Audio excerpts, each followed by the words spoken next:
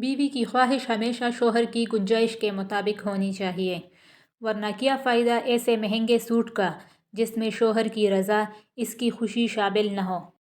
غلط کہتے ہیں عورت انا میں آ جائے تو مڑ کر نہیں دیکھتی، بلکہ عورت میں انا ہوتی ہی نہیں ہے، انا مرد میں ہوتی ہے۔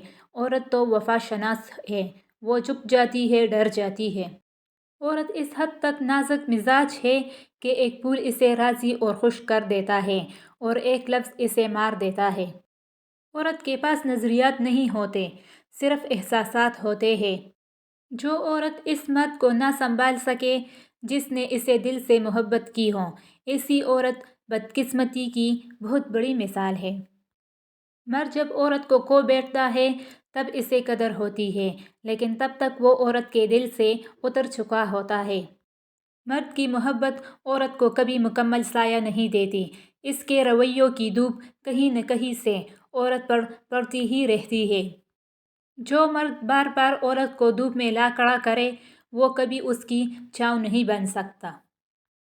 عورت کو ہمیشہ امید ہوتی ہے کہ اس کا مرد خود کو بدل لے گا، مگر وہ نہیں بدلتا، اور مرد کی ہمیشہ یہ سوچ ہوتی ہے کہ عورت خود کو کبھی نہیں بدلے گی، مگر وہ بدل جاتی ہے۔ عورت اور مرد کی سوچ میں یہ فرق ہے کہ مرد آنے والے کل کا بھی نہیں سوچتا اور عورت اس کے ساتھ جنت تک کا سوچ لیتی ہے۔ عورت چاہنا اور عورت کو چاہنا دونوں میں بس محبت اور ضرورت کا فرق ہوتا ہے۔ عورت سے محبت بہت سے مرد کرتے ہیں، مگر محبت کے ساتھ ساتھ عزت بہت کم مرد دیتے ہیں۔ عورت کو اللہ نے تیسری آنکھ بھی دی ہے، جس سے وہ مرد کے انداز کو پہچانتی ہے، جس انداز سے وہ اسے دیکھتا ہے۔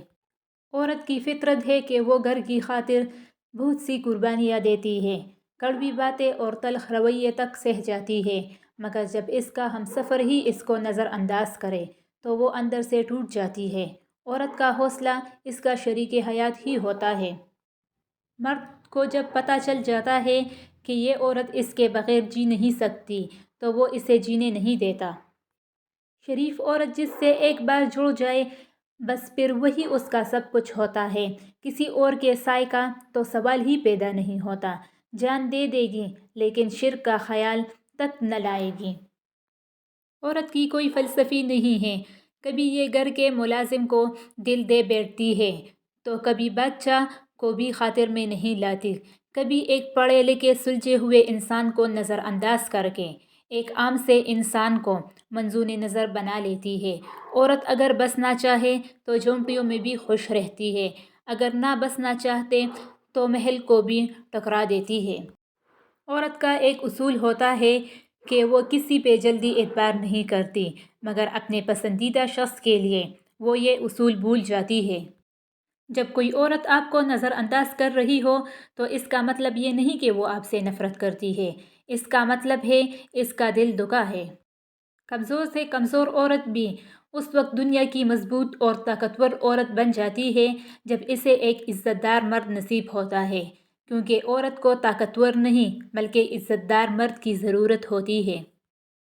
مرد کہتا ہے تعلق ختم ہونے کے بعد عورت جلدی آگے بڑھ جاتی ہے اور عورت کہتی ہے کہ مرد، مگر سچائی یہ ہے کہ جس نے کبھی محبت کی ہی نہ ہو وہی آگے بڑھتا ہے۔ سچا اور مخلص شخص ہمیشہ وہی بندہ رہ جاتا ہے۔ عورت کبھی نہیں بتائے گی کہ وہ تم سے بہت زیادہ محبت کرتی ہے، وہ ہمیشہ پہلیوں میں بات کرنے آتی ہے، لیکن جب اسے صبر آ جائے تو دنیا میں سب سے زیادہ مشکل کام اس کے دل میں دوبارہ جگہ بنانا ہے۔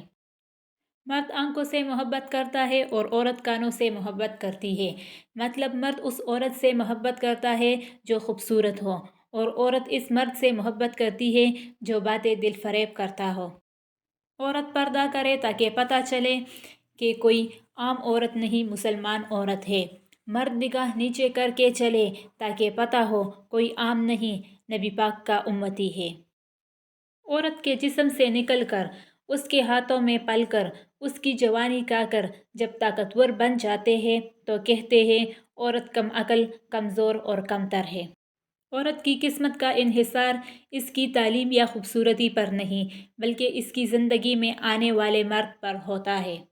عورت کو دنیا کے کوئی کام تکا نہیں سکتے، لیکن اگر رویوں میں کرواہٹ آ جائے تو مضبوط سے مضبوط عورت بھی تک کر ہار جاتی ہے۔